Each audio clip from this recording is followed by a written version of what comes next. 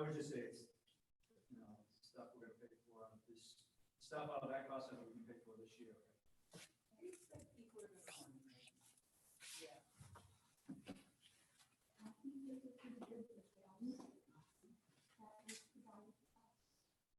but if they only see like one amount, they might say, that kind of, what's the thought process? Is that What are some of the bigger chunks that are in?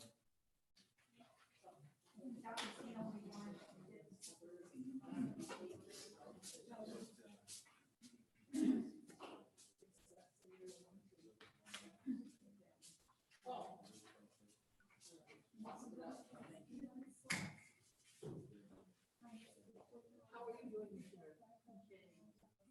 I think I talked to my daughter-in-law, and she thought she'd already called.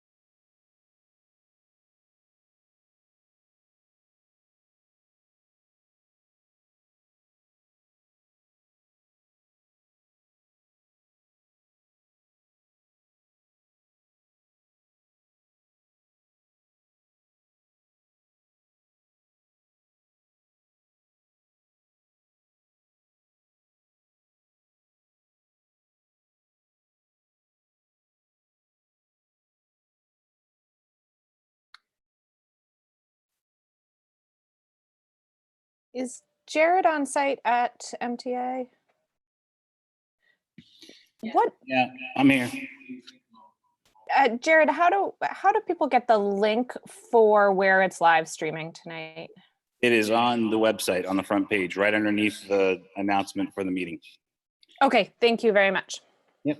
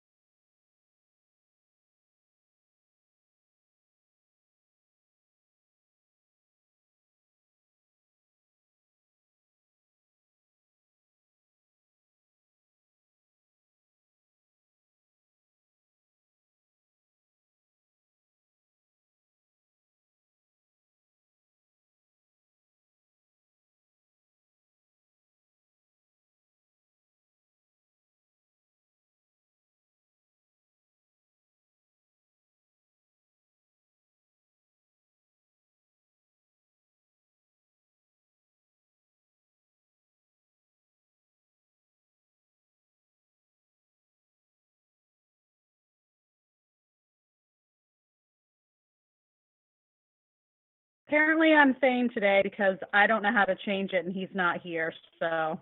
Fane Chu is me.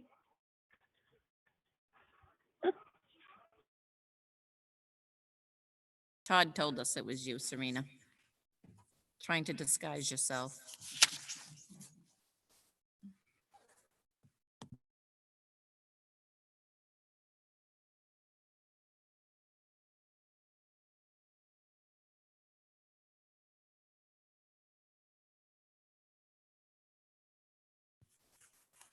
Okay. Hi, everybody. Thank you for coming. Thank you for being here remotely and in public, in person. We're going to start the meeting out with Pledge of Allegiance. I pledge allegiance to the flag of the United States of America and to the republic for which it stands, one nation, under God, indivisible, with liberty and justice for all.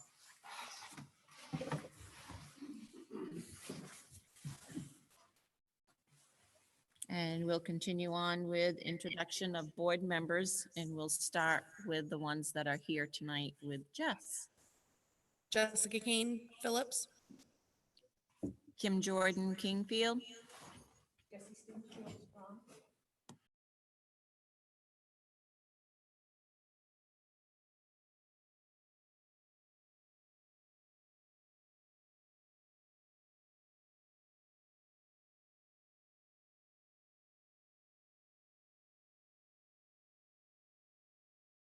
Okay. Jesse Stinchfield Strong. Cindy Dixon Avon. Kim Robinson Kingfield. And then we will start remotely with Julie. Julie Talmadge Kingfield. Barbara.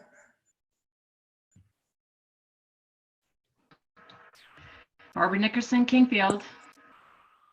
Steve. Steve Hagestrom Strong. Lynette. Lynette Abbott Phillips. Nicole. Nicole Norton Phillips. And Serena.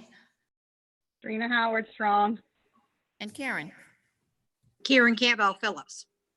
Great, thank you. And then we'll move on to administrators with the ones that we have here, beginning with Lynn. Lynn Carey, Business Manager.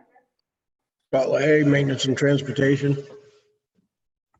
Jeff Pillsbury, Principal Phillips. Brenda Dwiggins, Principal at Strong. Todd Sanders, Superintendent. Christina. Oh, sorry. Jared Young, Tech Director. Christina Stevens, Mount Abram. Shelley. Shelley Tranton, Mount Abram. Lorene. Lorene Olson, Special Education. Johanna. Johanna Prince, Kingfield Elementary Principal. And Tiki. Tiki White, Administrative Assistant. Dora. Dora York, Food Service. Did I forget anybody?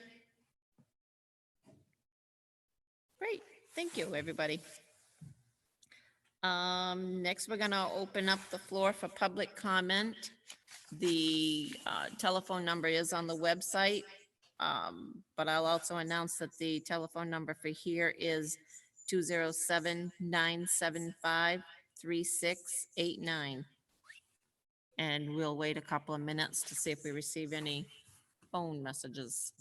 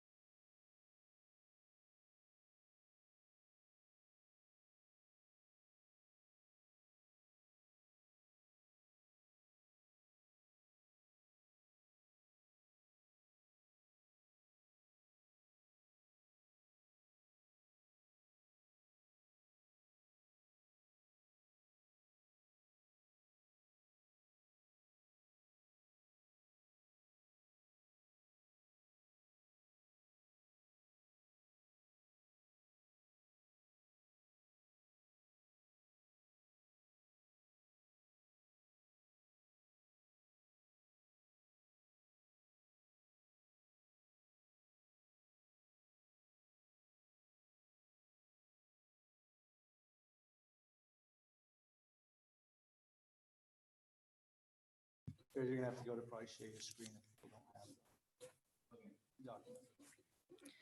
Okay, thank you, everyone. We have Todd and the administrators had worked very hard to come up with 3 different scenarios for us. I do want to thank you all very much. And Todd is going to explain the different scenarios for us. And I sent those electronically as a Google Doc, so I don't know if everybody has them. If you don't have them, Jared can share his screen, and you'll be able to see them that way as well. So, Jared, do you want to go ahead and do that?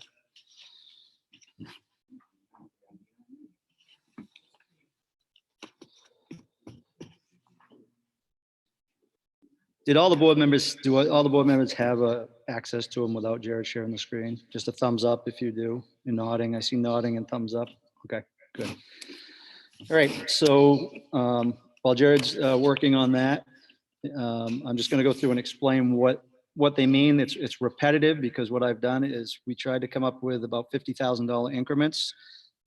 We were originally asked to get to about a 5.3% overall. So that's what we set as a target, where I asked Lynn to break out the impact to the budget locally. So that's it. It doesn't start until we get to that 248,000 on scenario 1, just because I didn't want her to have to do any extra work. But it will be repetition. So as we go into the different scenarios, I'll just be adding smaller items to the list. The first scenario that got us to our, thank you, Jared, that got us to our total. What I've done is I've gone through and totaled those up. So each bulleted point, when you get to the number that's underlined below those bullets, that's what those particular bullets get to as far as savings go.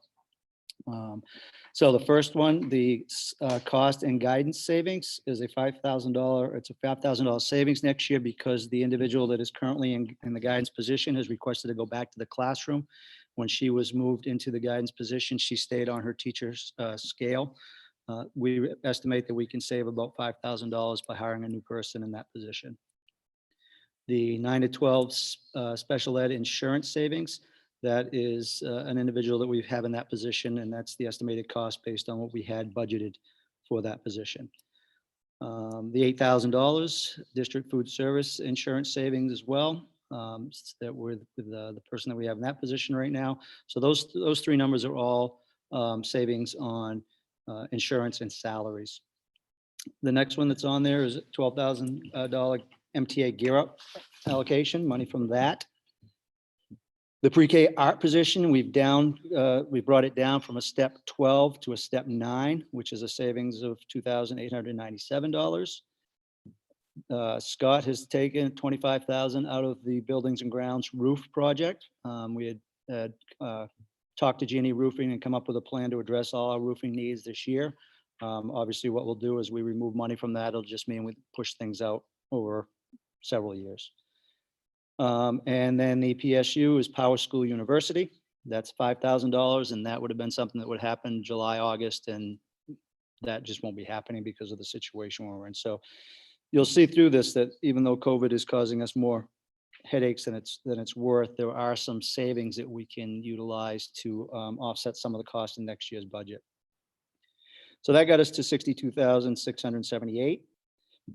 You see another buildings and ground roof, another $25,000 in buildings and grounds roofing. And the MLTI buyout, $15,840. There's the asterisk next to that is because there will be CARES money coming forward because of COVID, and CARES money has to be utilized to deal with issues that are dealt with COVID. And we've been told, now keep in mind, a lot of this is preliminary, and the state just did their portion of the application for the COVID funds, and then districts will have to do their own. We've initially been told that it will be 80% of Title I monies, and our Title I monies would be 80% of that would be about $160,000 that has to be spent on COVID related stuff. I'm not willing to bet on that number, but it should be enough to cover what's there that I've got asterisk. We just don't know, how quickly the turnaround will be on that. But anything that we can take out of the budget and pay with other funds is what we attempted to do. So that brings us to the 103,518 that you see. You'll see technology devices again, 24,846. The intent again is to pay those out of that COVID, out of the CARES funds. The 15,000 district math curriculum, we had hoped to put a math curriculum in. It's something that we need.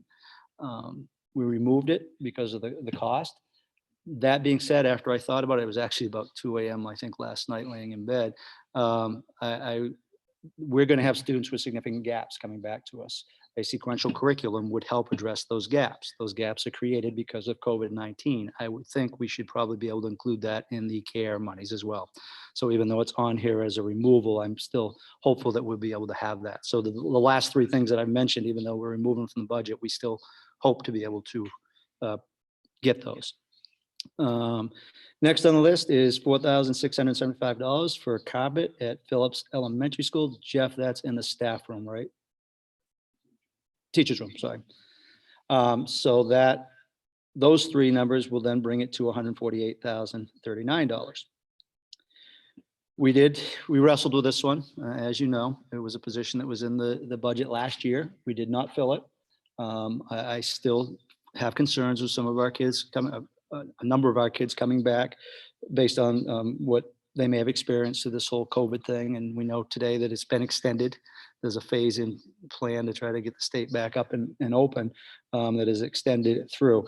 The Commissioner of Education did come out and made it clear that what the governor shared was not educational based, but more business related. And that tomorrow there was a meeting with all the organizations that represent educational leaders in the state to meet with the commissioner to come up with how the governor's plan will impact education. You can probably read between the lines, but we don't have any real guidance right now from the commissioner as far as how that will impact it. But that position, it did go unfilled last year. Again, just because we aren't able to fill these positions doesn't mean that it's not a need, but we felt that it was one we could put on this list. And then we have the additional $22,700 of spring coaches. That's a little misleading that it's on there as a cut because those are savings that we have. And what we would propose is that we go back and we look at things that we can utilize those funds for to take out of next year's budget as far as supplies at schools and things like that. I don't have a specific itemized list of what gets us to $22,700, but it's money that we would use, again, paying it forward to take something out of next year's budget. So with all those items, those final two items bring it to the $248,019 that you see, which gets us under that 5.3%. This is where I asked Lynn to start showing us the impact in more detail. So it brings it down to the 5.269, which, as you'll see, as far as locals go, it's an increase of $2,776 to the town of Avon, which is an increase of 0.52% versus the 9.44% they had last year. It would be a decrease for Kingfield of $87,483 or minus 5.34% versus the positive 5.63% they had last year. Phillips, decrease of $9,333 or a minus 0.88% versus the 8.11% increase they had last year. And Strong, a decrease of $17,986 or minus 1.65% versus the 7.73% increase they had last year. That would be the first scenario. Yes, please. Talk about the insurance savings again. I kind of missed what was going on. I was trying to take notes up on the, it was like the second and third bulleted item. Yep, sure. The first, I think everyone heard it's really those first three bullets, I think is what you're asking about. The $5,000 initial one was the cost and salary savings that we anticipate.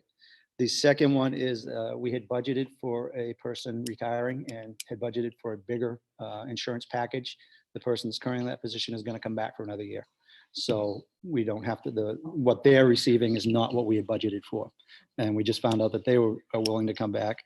And then the district food service insurance savings is what the individual that's currently in that position has indicated the plan they would have is that much less than what we had budgeted.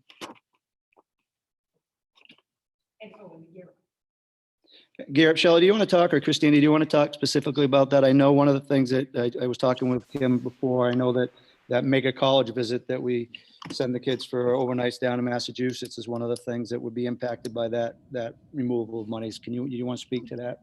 No, actually, that Boston Okay. trip, no, that came out of the MPP grant, which ends this year, Todd. Okay. That was just for the class of 2021. That was a pilot program through Gear Up. So the $12,000 for Gear Up, that was monies that I put into our local budget in order to sustain programs that we've been doing with Gear Up for 6 years. And the reason why I put it into next year's budget is because the grant ends next year. And so that there wasn't this huge impact next year for the budget. For the following year, I was trying to break it up over a couple of years.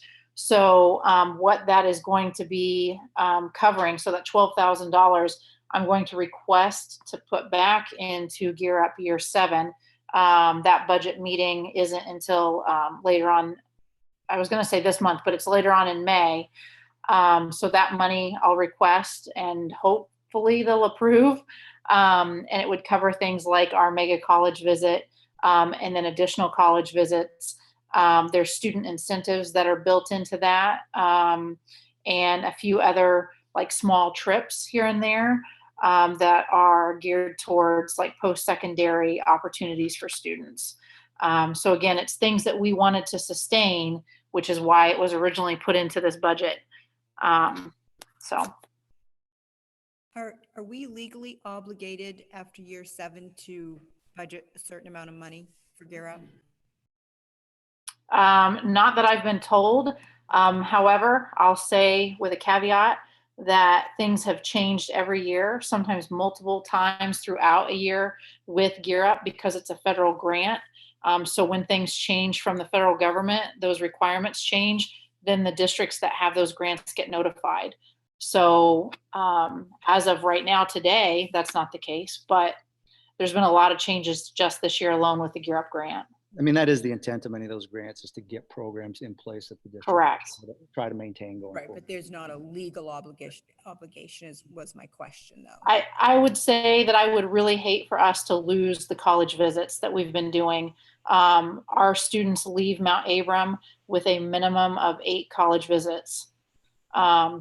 So, I mean, that would, there are certain things that I would want this grant to sustain after the grant's gone. Okay, thank you.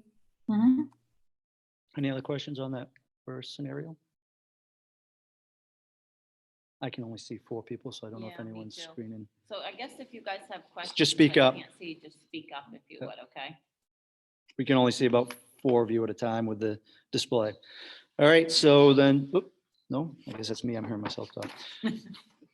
Yeah, so scenario 2, what we've done is Lynn has gone through cost center 5, and I'll let her speak to it. There's 4 key things in cost center 5 that she was able to go through and readjust some numbers there, which comes up with a savings of $30,000.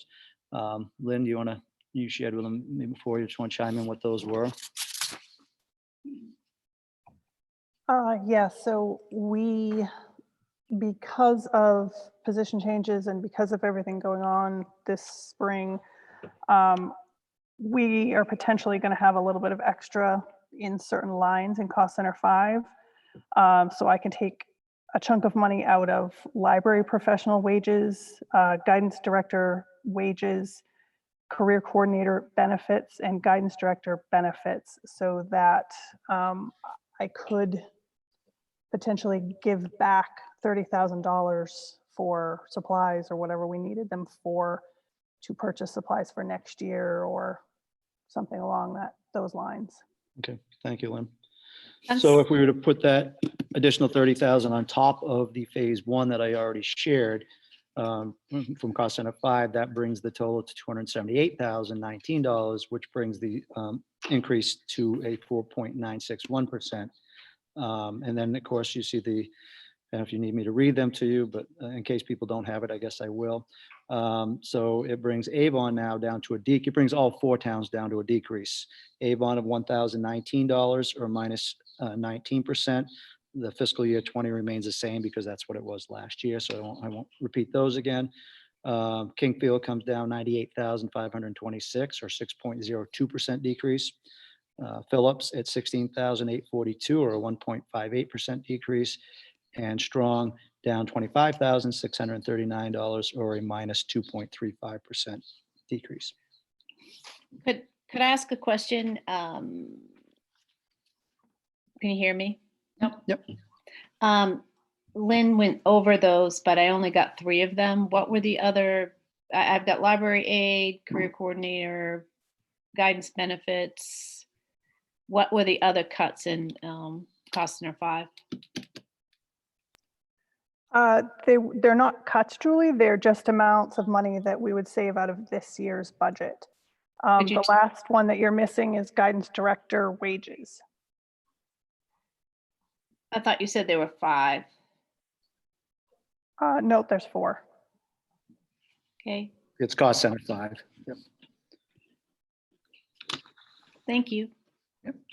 And then the only other thing for scenario 3 was an additional savings of $5,575 from carpet at Kingfield Elementary School. That would bring it down to 4.904%. And again, the decreases would be all 4 towns. Avon 1,725 or minus 0.33%. Kingfield 100,578 or minus 6.14%. Phillips 18,237 or minus 1.72%, and Strong $27,061 or minus 2.48%. I should say on both those carpet projects, we are looking at getting another quote. The company that we had got the original quote from is closed right now, and it is something that Scott and I have talked about being able to get done in this year's budget. So we are reaching out to another carpet provider to get an estimate and see if that's something we can get done out of some monies that we have from this year's budget, so we can take it out of next year's budget.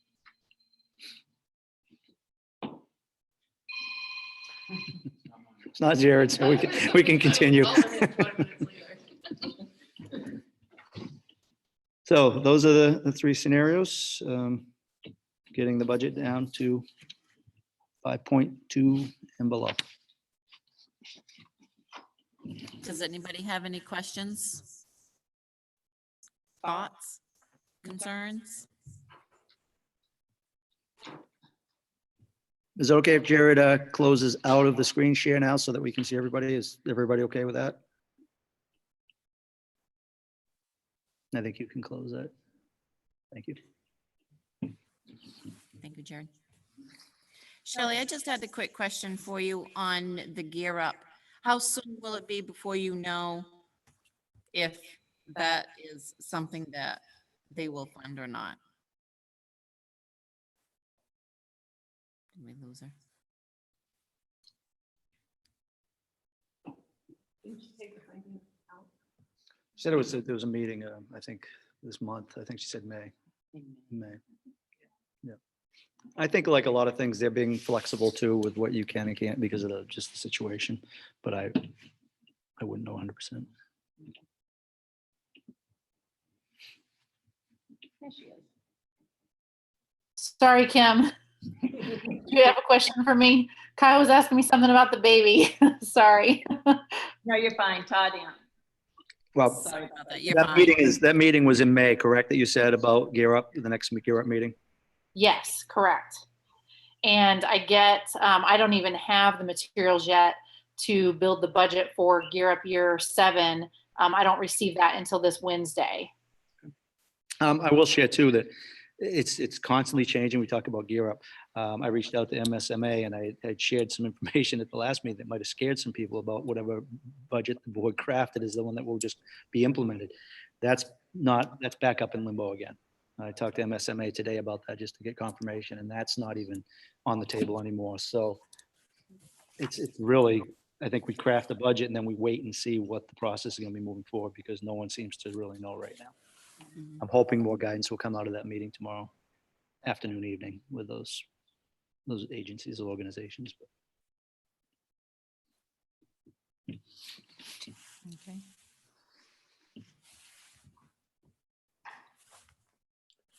Could I ask a question? Yes.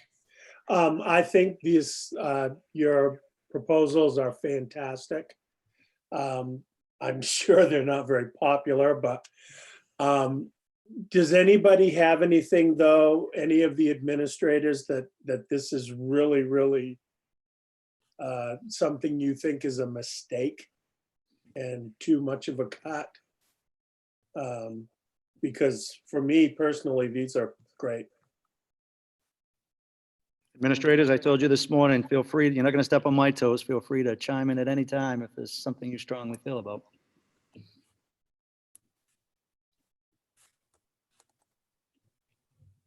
I guess we I can think look. the position that we had the most conversation about is, or the item that we had the most conversation about is the K-8 school counselor position that was vacant. I think we understand it was unfilled, so it is a reasonable place to look for a savings. But I think all of us are just really concerned because our kids are having a fairly traumatic experience right now, and that would certainly support them. But we also understand it's a big ticket item. I will tell you, going down through the list, that is my number one concern, is that position. And I agree.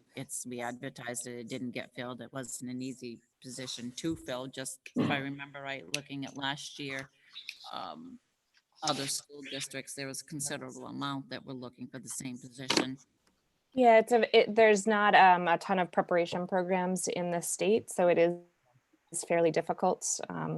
So certainly there's the chance it could go unfilled again, but if the board would consider moving that one out, I think others that were on the calls that have led to this certainly chime in, but I feel like that was the one that we struggled the most with. Could I ask a question? Yes, please. When that was decided, what do we have left for mental health support services? Because I'm a little confused about what was requested as far as a social work position or positions. Are there still 2 social work positions in the budget or just 1? Yes, the secondary position is still in the budget. The social, we have the 5-day-a-week social worker at the elementary who we added time to last year. I think she was 9 days out of 10, which is, Lynn can probably tell us exactly what the percentage was, but I think she was 5 days 1 week, 4 days the next. But that position we added to a full-time position to cover what needs we could at the high school because of all the IEP. And Lorraine, you can chime into at any time on this as well, of all the IEP needs at the pre-K to 8 level. And she was able to provide some support at the high school level. We did leave the position as we had originally asked for it in the budget for that social work position because of not only the need of the position, but also there's a lot of billing components that goes along with that position, and we can recoup some revenue from that position. We weren't able to recoup all the revenue we could have this year because we did not have anybody in that position, but we were able to offset some of that loss of revenue with the fact that we had the salary that went unutilized. So it would certainly be much better to have someone in that position billing out. Did I cover that fairly accurately, Lorraine? Yes, except the high school position is not a full-time position. The person in the, right, it's not. It's what's that, 3 days? Did we say? 3.5 days a week. 3.5 days a week, yep. Yeah, it's as we had originally proposed it. Mhm. So we have a full-time and a 3/5 time social worker. Well, 2 positions in this budget. Correct. Okay. I was just wondering if there was any discussion as the difference between a guidance position K-8 and a social work position K-8. And if it's necessary for billing, I get that, but There was discussion a lot about that. Joe Prince was really involved in that discussion last year when we talked about, the addition of the guidance counselor and the differences. We talked about it a lot at Ad Team. But we haven't been able to fill it, so we were clearly concerned that we weren't going to be able to fill it again. And it sounds like now there's anticipation that you'll need a high school person as well. We didn't have a high school social worker last year. No, I'm talking about guidance now. Oh, okay, sorry. Yes.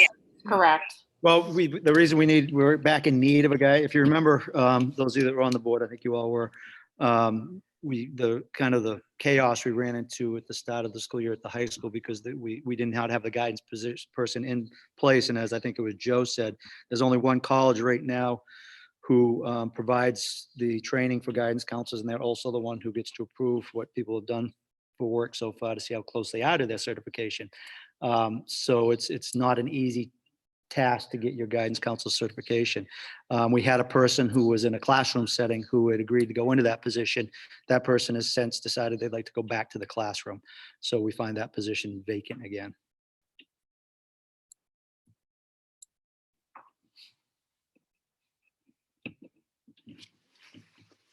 Anybody else want to chime in on that subject with the pre-K-8 guidance?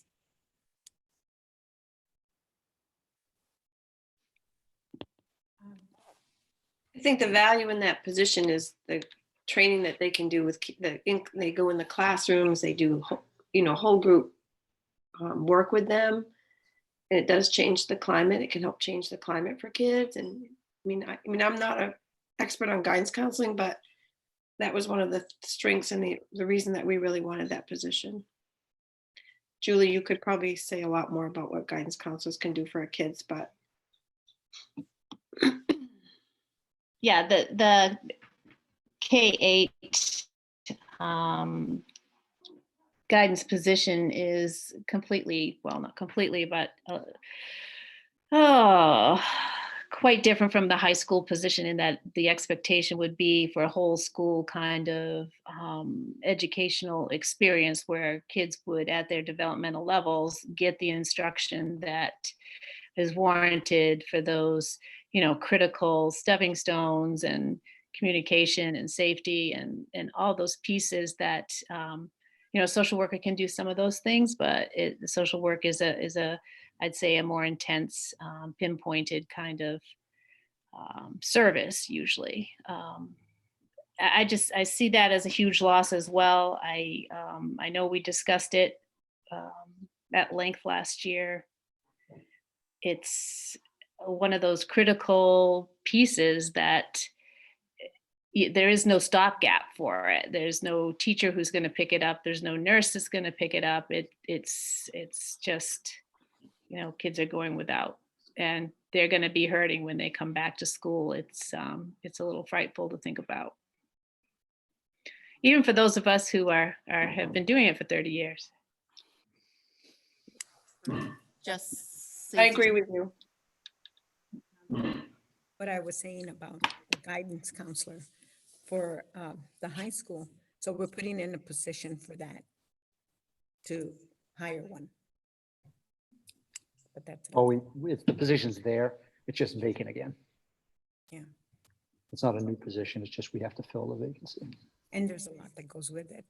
Also. There's a lot that goes with it. We probably will be in a similar situation where we may not get a person who's currently certified. We may have to be willing to work with them, as we were this year, to support them in getting the certification that they need. Okay. Okay. I guess I would like to see the pre-K through 8 guidance counseling budget be put back, amount be put back into the budget, or to leave it in the budget, I guess I would say.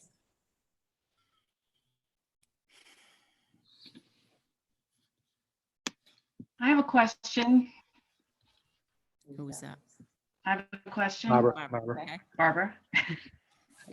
Hi, I have a question about that. I don't understand what the CARES Act will and won't cover, but am I correct in assuming it has a focus on anything that's COVID related? So could you not say that the kids need this guidance after this Good. experience? That's a great and question. Slide that in there? Yeah, I've already been kicking around the idea of reaching out to, there are several people that I know that work with districts as far as RTI type stuff, response intervention, and I help identify gaps with students. So I was already identifying some title monies to maybe bring in some contracted services to help our staff next year.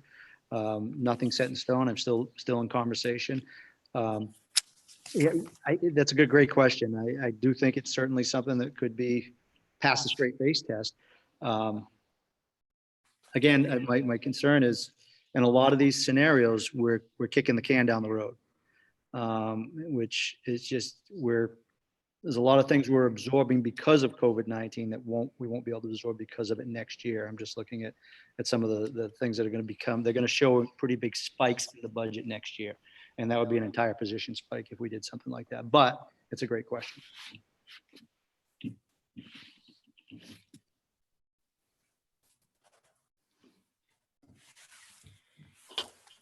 Any further thoughts? Anybody like to make a recommendation? I'm have just a one, oh, go ahead, sorry. No, you go, Julie. I guess I was just gonna ask what the difference would be if we went with scenario 3 and added that position back in. Yeah, I just pulled up my calculator and I was trying to do that math. I'm going to have to defer to Lynn though for her budget magic over there as far as the impact. But Lynn, it would take that 283,594 number. Did somebody else have a question? I did about other topics, so I can wait till we get that number. That would bring the decrease down to 206. And we said we're at about 50,000, going just using playground math here, that we said about 50,000 is about 0.5%. So you're going to be right around a 2% decrease, which is still going to be an impact of 5.7 or something like that. Yeah.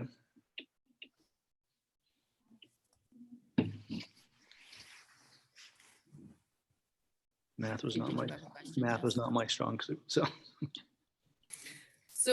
I personally am not thrilled about cutting the whole Gear Up with a hope and a prayer that we get money for a grant. I think it's a great opportunity for our kids and we want them to further their education, and that's a perfect opportunity for them to do that. Shelley, is my understanding, is Shelley with us?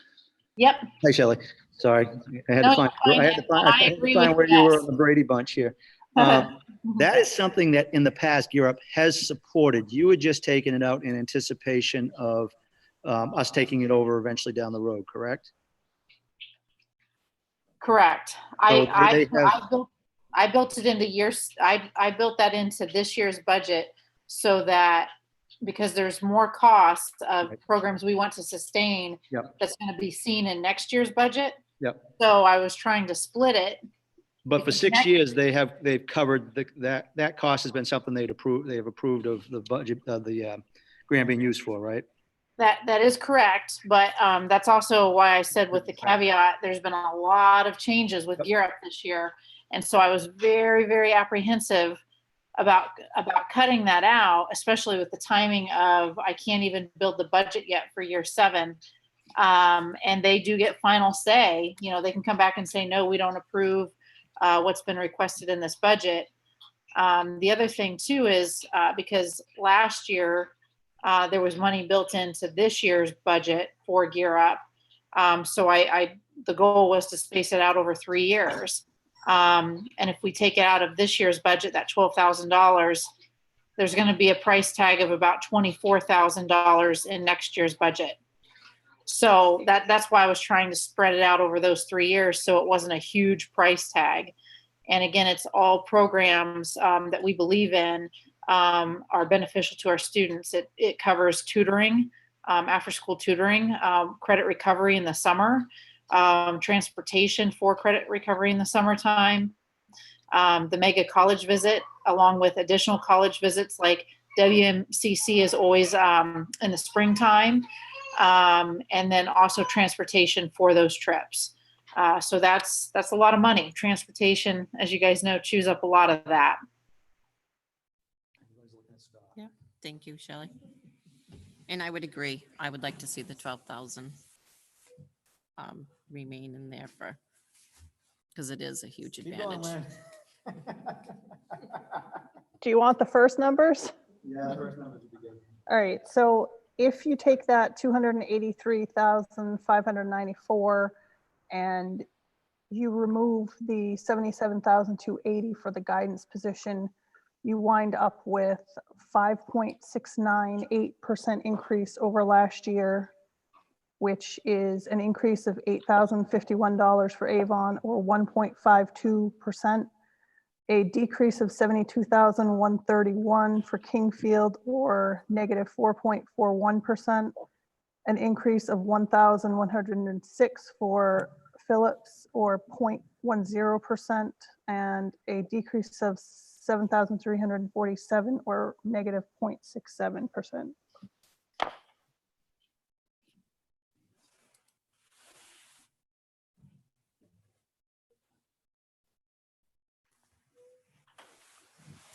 Any more thoughts?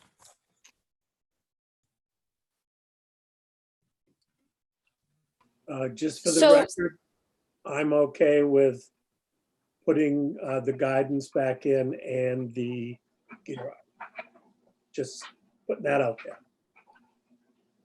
That 12,000 probably won't be a huge, it won't make those numbers move too much. I mean, they'll move up, obviously, but you can figure. One thing that Julie had brought up in the past was the gifted and talented, and how a lot of that we're paying for right now, but she said that some of it, she wasn't sure whether we should be paying for it or not. Did we look further into that?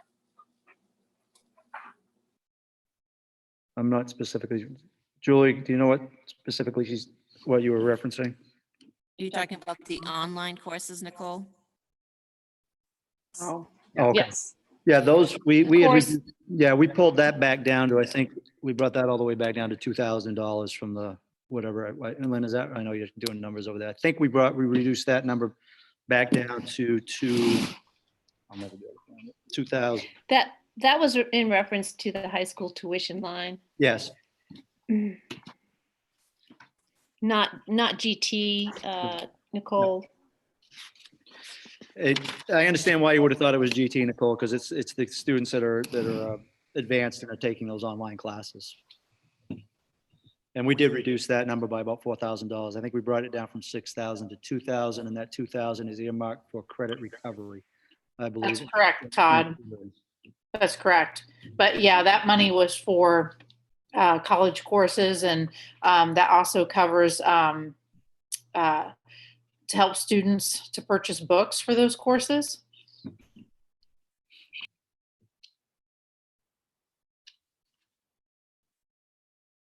And we'd also talked about professional development for staff. Did we look at that to see if there's any cuts we can do there, just in light of the situation where a lot of our taxpayers are going to be out of work from March till possibly July? You know, the only problem with that, Nicole, I understand the lens that you're seeing that through. My only concern is we don't even know what school is going to look like in September right now. I'm afraid we may need more professional development for our staff, not less, only because I don't know what level we might have to take remote learning to. It's just, there's so many unknowns, but I do understand how you see that. I'm just afraid we're going to have to provide some additional training for our staff, especially with some of the, helping to counter these gaps in education. There's been discussion about the numbers not getting back up to where you could have a full school enrollment back in the spring. And would we have to do a morning session and an afternoon session, or an every other day session, or something like that? If we do anything modified of that nature, again, we're creating gaps in our students just because they would be, again, losing out on instructional opportunities. So I'd be hesitant, only because I just don't know what kind of training we might have to provide our staff to be able to best meet the needs of students. We did look at line 857 though. It had jumped like 3 times what it was, almost by $16,000. And I think there was concern or questioning what the actual contract says about course reimbursement. And I do think that the admin team, when we met in one of our last meetings, I'm not sure which one, we did talk about the fact that there may be some potential for Title II money to cover some of the professional development lines. But I think we needed to do a little more research to find out what was allowable, whether it had to be just for like conference type things, or if some of that course development, course reimbursement money could also be Title II. So I think that idea came up this morning and we didn't have time to get that research done, but there may be some drop in that area. No, and I'm in ongoing communication with our title coordinator down at the DOE. So I can certainly reach out to him. I know the big thing we've got to be cautious. We got to supplement, we can't supplant. So we just got to make sure that we're, the district is still offering some of those things as well. But the question was to do with the contract. I thought Tiki was on and we came up with the numbers for that, didn't we? Tiki, are you still there? Yes, I'm here, Todd. I did come up with that number. You give me just a second and I'll get those figures again. Okay, thank you. In the meantime, I have, if you add that $12,000 back in for Gear Up, in addition to the guidance position, you come out with 5.821% increase over last year. 5 point what? 5.821%.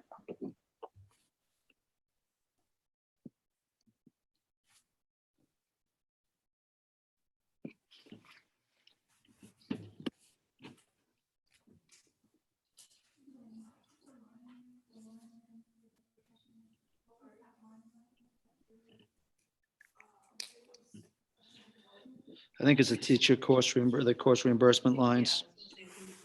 Yeah.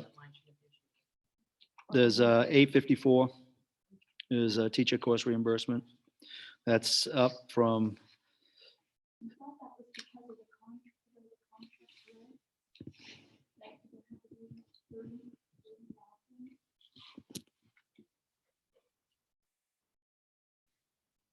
K to 8 and 9 to 12. 9 to 12 is actually down 1,000, but K to 8 is up 16,000. Part of the reason for that is because we typically have more K to 8 teacher course Right. reimbursement requests than 9 to 12. So we just took that total lump sum of money and put less in one line than in the other line.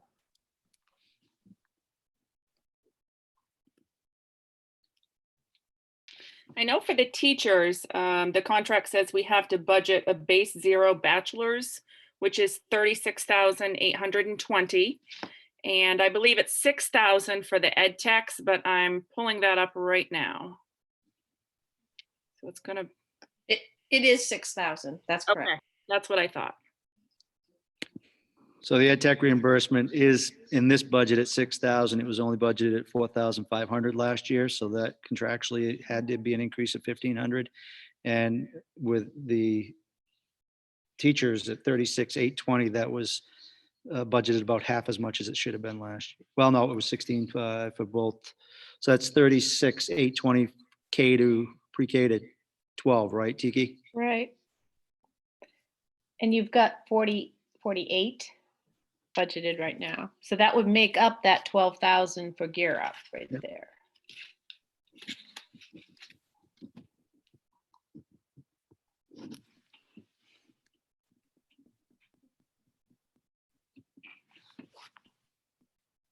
I just think now is the time to hold to, I know we've got all sorts of things going on in many directions, but I think we have to stay as tight to our requirements as we can. And that to me is, I'm not saying it's extravagant by any means, it's just beyond what we're required to do. Yep, no, that's a good catch.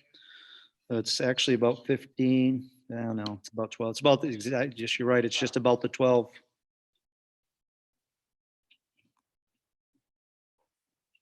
So then we would go back to the 5.69 that Lynn had originally shared with the addition of the guidance position back. We'd be back at that, those 5.69 numbers.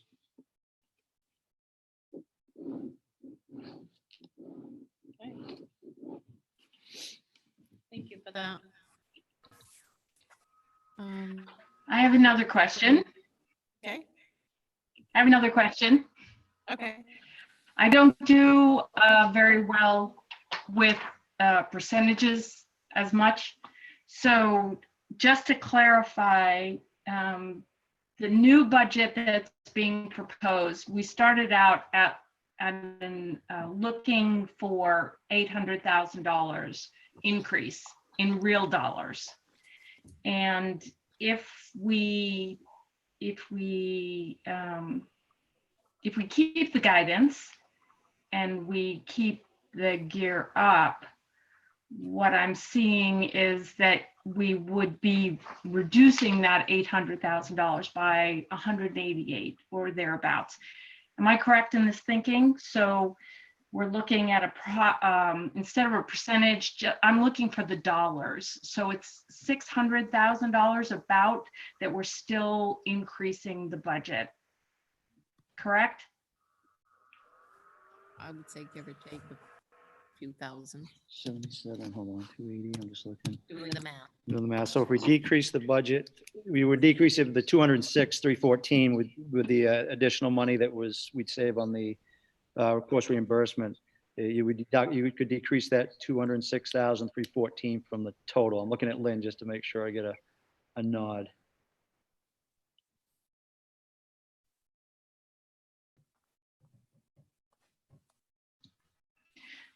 Okay, so I just using really round numbers, that half of that is going to be covered by an increase in state revenues, correct? 300, we got additional So the towns 340,000 in state. Right. So the towns are being asked to just pick up the remainder. Correct. Plus, we also have carry forward money, plus the carry forward money that we're moving forward as well. Right. So that's a decrease. Okay. Thank you. $90,000, $195,000.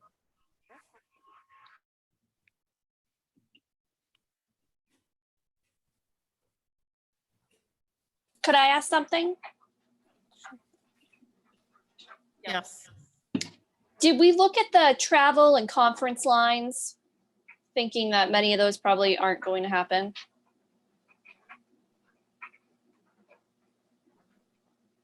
As far as will they happen next year? Yes, I mean, I know that wasn't there an increase in the conference lines? I know for Mount Abram, there was a larger increase because the teacher that is going to be teaching the AP, I think it's AP Bio, there's a course that they have to take to teach the AP Bio, and that was what that big jump was. I think at some point she's still going to have to take it. So, I mean, hopefully we're back to somewhat normal at some point next year. Right. And too, a lot of these trainings could be offered online. And so there might be a cost savings, but again, we don't know that. So I think it'd be detrimental to remove the travel cost for these trainings. Like I think Todd mentioned it earlier, that we're really going to have a need for that professional development, especially with all these changes that we're going through now. I think what I'm looking at, and this is on the orange sheet, so it might be a couple of revisions ago, but it's line 855, and its conference day expenses went from 1,200 to 7,875. Lynn, So I don't know. Was that one of the ones you had to move monies from a different line? Yeah, that was a few versions ago. Right now it sits at $1,500, so it's a $300 increase over last budget. Okay.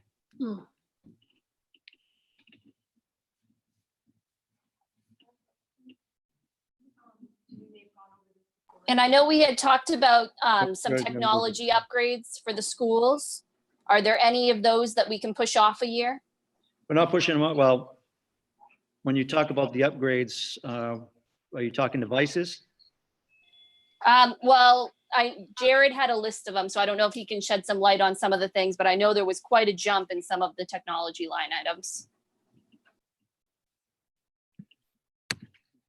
Yeah, there was quite a jump in them because we aren't paying the leases for the MLTI devices this year. So we were trying to carry over those funds that are earmarked for that because we're going to have them again next year. We're going to be starting up all new leases next year. So rather than coming back to the board and asking for $70,000 or $80,000 next year, I was trying to carry that money forward to get some stuff done that we really needed to get done. So that's where the increases came from.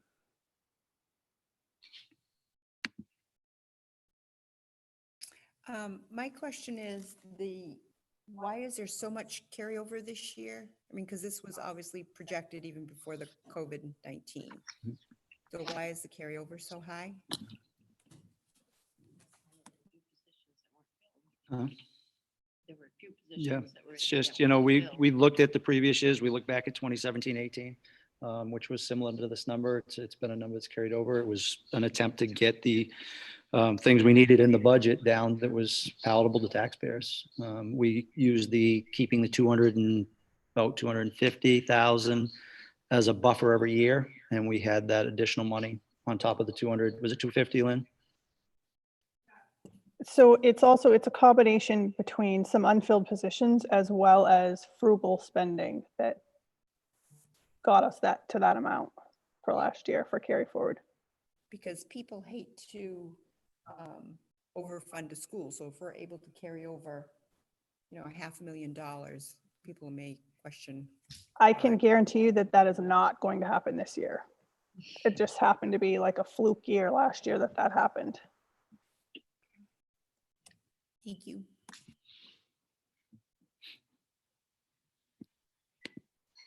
The budget was frozen early last year. The budget was frozen really early last year. Yeah, which led to that, which means we still have that 200 that we always want to earmark as an amount to have. That's still there even with that carry forward balance. And we did freeze it again this year, and with COVID now, I mean, we'll probably be in a similar position next year, which I think we'll need to be because I foresee curtailment coming down the road.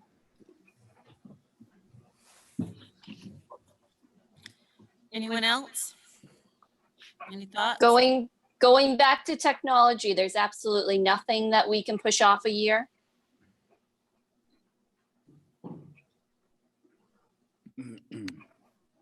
Well, we have tried to move some of the stuff to the monies that we may be saving because of COVID-19 this year, like purchasing the MLTI devices, like doing ed tech devices. We're thinking if we have to continue with remote learning next year, those white MacBooks that we've been using with the ed techs just aren't going to cut it. So we're trying to find things like that, but then we run into issues like, say, the phone servers that really needed to be upgraded several years ago, and so they crashed, and now we're scrambling trying to get those back up, but we wouldn't be in this position if we had replaced them several years ago like we should have. So if we continue to kick the can down the road, that's fine, and I understand the savings, but we just can run into issues from doing that, and everybody just needs to understand that.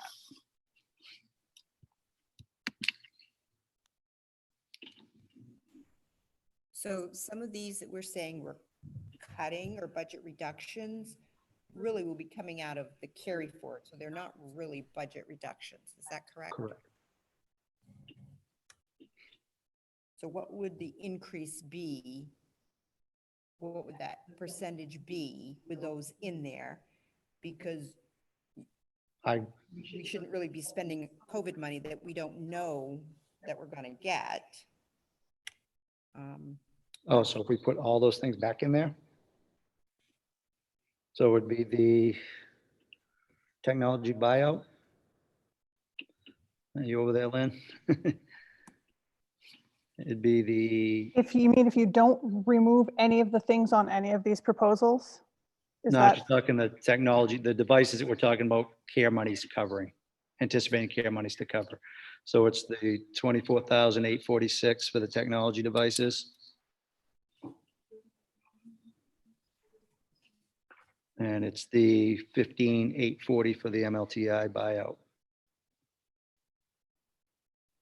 I wouldn't put the curriculum in there right now. I would just use those, it would be those two numbers. So it's about, what'd you say, about 40,000? That's going to get you up to around 6%.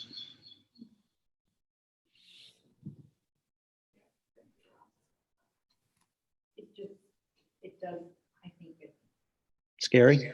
no. I think it, we're selling it or it's being sold on this paper as a budget reduction, and it's not really, is how I feel. Am I seeing that wrong? That's how you feel, so no. No, but I mean, am I understanding it wrong? You're saying, oh, we're gonna cut it. No, I'm saying it's not going to be included in the budget. I'm not saying it's being cut.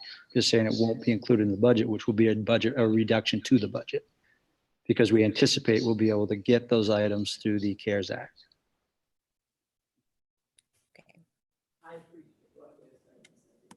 So then we wouldn't have to purchase them. We won't have to purchase them out of the budget. Right, and so when I think of budget reduction, I think that it's I don't think it's funny.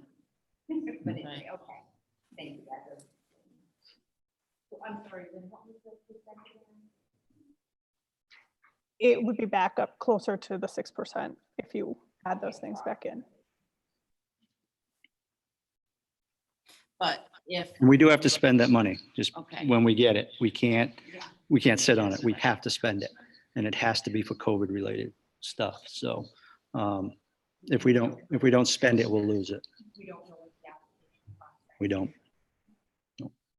And we know the state just completed it over April vacation, their portion of it. And then that submitted to the feds, and then the districts will be told what we have to do based on what the state gets for feedback. No, the only thing we got was that 80% of Title I monies was the number that was thrown at us.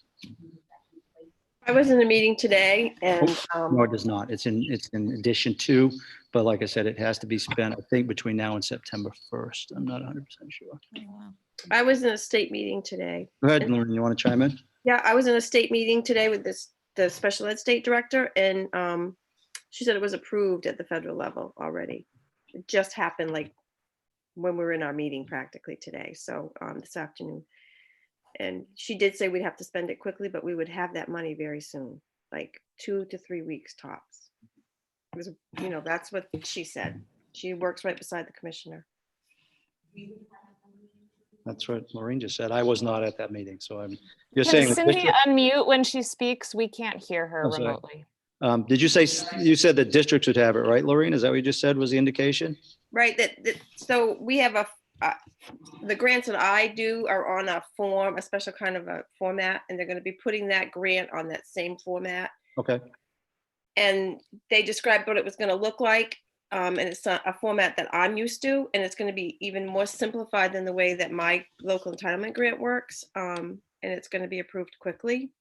Did you hear that same number, that 80% of the Title I monies? I did not hear that. Okay. No, but I did hear that it was approved as they sent it in, so that was probably what they asked for. So it was good news. It was good news in my meeting today. It was positive that it was going to happen, and it was going to be quick. so that $46-ish thousand would definitely be covered underneath of those CARES dollars. Well, there's no definites, I don't think, until it's definite. So I guess, are you saying that we'd get about $160,000? I'm saying if the 20% of what Title I money is. So if we got $160,000, which it sounds like that's what you're thinking, they're saying, right, Lorraine? Then are they going to tell us how we have to spend that money? Mm-hmm. If we don't spend it, it's going to be a short window that you have to spend it in. The 1st of September, I think. Right, so that means like 3 or 4 months, right, Todd? Yeah, I believe it's September 1st was the last I heard. But we have to hear from the CARES grant people if they consider this $46,000 to be covered by it. They're- I'm assuming they'll give us guidance and say, this is what you can include in that. My question was to one of the people that were meeting with the commission about it, and they said they were 90% certain. Now, this is their opinion, but they were 90% certain that those type devices could be covered by it. The way they described it today, we have to write, we title a project, and then we just write in the project what it is that we're gonna, the project is gonna consist of, and what, so I do these all the time. It writes what we're gonna purchase with it, how we're gonna measure that, whether it was successful or not. It will be a quick turnaround, but you just write a project, and we can easily tie the need for computers into this COVID learning thing. I mean, Perfect. but we won't know for sure probably for whenever they release the projects, and they'll give us good guidance, but we might not know for a couple weeks. Todd, is that what you're hearing too? Yep. Okay. You actually had more current information than I. Right. It just happened to be in my meeting today, and everybody was excited about it. So. Great, thank you. Mhm. Okay. Kim, I have some additional information, just food for thought to factor into people's decisions, maybe about any possible reductions in budget. I did reach out to all 4 towns to try to get information regarding impact on taxpayers. And I heard back from all 4. One town, the town of Phillips, couldn't really give me any information. They gave me last year's information. The other 3 towns, I received information from them, but please understand that they are very preliminary estimates because they don't have a lot of their assessment information for this year. And the information I got back from those 3 towns came in different forms. So I'll go over how it came to me from each town. But just so people can get some kind of an idea of how it may impact individual taxpayers in the town. So the town of Avon, if we were to do nothing to the budget, no cuts right now at all, just leave it the way it is, that would approximately be $130 increase in taxes per $100,000 of property value. If we were to reduce the budget by $150,000, that would be approximately $110 increase per $100,000 property. And if we reduced it by $250,000, that would be an approximately $65 increase in taxes for a $100,000 property. So that's Avon. Town of Kingfield, if the budget stays as requested, taxes would go up over last year by $1.07 per $100,000 property value, and would go up over last year by 54 cents per $50,000 property value. If we reduce the budget by $150,000, taxes would go down below last year by $14.73 per $100,000, and would go down below last year by $7.37 per $50,000 property value. And lastly, for Kingfield, if we reduced by $250,000, taxes would go down below last year by $25.56 per $100,000, and $12.78 per $50,000. And moving on to town of Strong, if the budget stays as requested, taxes will be 68 cents per $1,000 for Strong's portion. For If we 1,000? per $1,000, so 68 cents per $1,000 for So you can Strong's. multiply that out times. If we reduce the requested budget by $150,000, taxes will be 47 cents per $1,000 for Strong's portion. And if we reduce the requested budget by $250,000, taxes will be 33 cents per $1,000 for Strong's portion.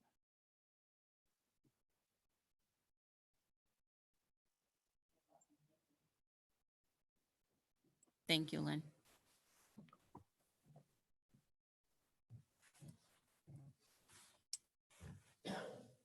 Anybody else have any comments? questions? I have one quick question. For the benefits that employees receive, I know that we are contractually obligated to put down a portion of their premiums. Are there any stipulations legally? Are we allowed to, do we choose which plans people get, or do the employees choose those plans? And what does our contract say about, will we pay for what they choose, or do we pay for a certain plan? They have a choice. Tiki, you live in that world. Do you want to talk about that? Sure. So each new member can choose what they want, Nicole. We have 4 different plans that Anthem offers that we pass on to our staff.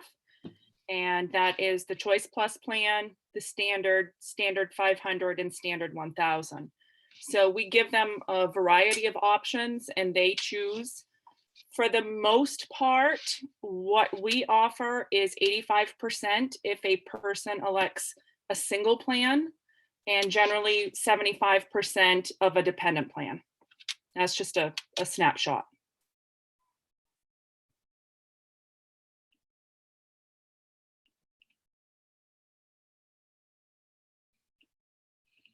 Thank you. Thank you, Tiki. You're welcome. Anyone else? Kim, I was wondering about a stipend that you give for insurance, right? That you give them X amount of money. Can we do that or? That's it's negotiable. not- That's a negotiation. Those, any of these type discussions or negotiation type discussions, and you'd have to, through your collaborative bargaining, you'd have to agree to it with the bargaining unit. So I mean, these are all things that we're in negotiations right now with the ed techs. And certainly it's not a budget issue, it's a negotiation issue, but we have teacher negotiations next year. And I'm looking at Scott, must be everyone else the following year, because I think we spread them out over 3 years. We are going to try to continue the ed tech negotiations electronically via Zoom. We got to talk about that. We're going to do that. But so those are negotiations, and usually you sign those for 3-year windows of time. It's usually a 3-year contract. Thank you, Jess. Okay. Would somebody like to make a motion? So I make a motion that we roll with scenario 3, but add in the Gear Up money and the money for the PK through 8 guidance counselor. And we will go in and reduce the lines 853 and 854 by the 12K that we've identified. We can reduce those lines by. I'll second that. Second that. Yeah. Who seconded it? I'm sorry. Stephen, I think Steve and Julie both simultaneously, actually, I think. We co-seconded. Okay, so I would say all those in favor, and I'll count those in the room first. All those in favor? Hang on.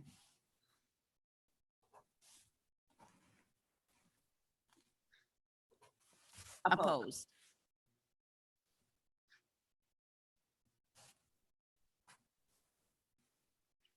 Abstain? Did you vote? She voted. Who did you vote? Opposed. Sorry, Kim, I didn't see you.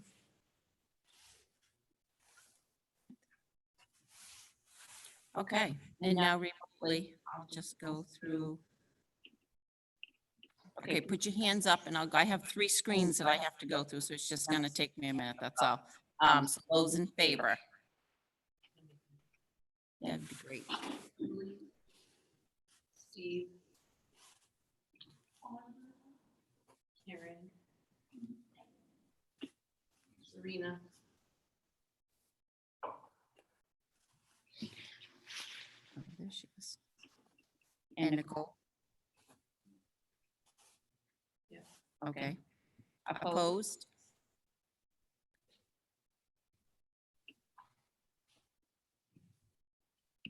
And abstain. I didn't see Lynette. Yep, she's the only one I'm not seeing. Lynette, are you here? Yes, and I held my hand up to agree. Okay, thank you, Lynette. Yep. Yeah, she signed that third. Thank you for your help. Okay. So looks like it's scenario 3 with, Those two additions and that one deduction. correct. Yep. So now we'll go back and we'll craft the cost centers and everything appropriately. Yep. And next steps, does the group need to get back together Thursday and approve Yeah. each cost center? Yep. Okay. So I'll get today. I'm sorry. So what we'll do is now we'll take this back at the actual budget itself, this to another version color here with all the adjustments made to it, and we'll bring it back on Thursday night. 6 o'clock. Yep. No, 6. It's a regular budget meeting. Budget meeting, 6 o'clock. So everybody hearing that, so the next budget meeting will be Thursday night, 6 o'clock. Same time, same place. Okay. That's this Thursday?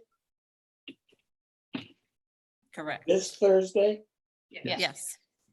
Okay. Yeah. Okay. Make a motion to adjourn. We're done. No one seconded it yet. Yeah, sorry, Jesse, nobody Oh, seconded it. gosh. Sorry. I'll second it, Jesse. No. All those in favor of adjourning the meeting?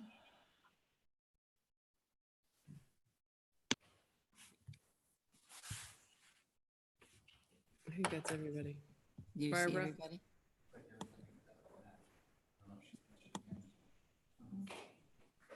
Awesome. Thank you, guys. Have a great rest of your evening. Meeting is adjourned at 7:22.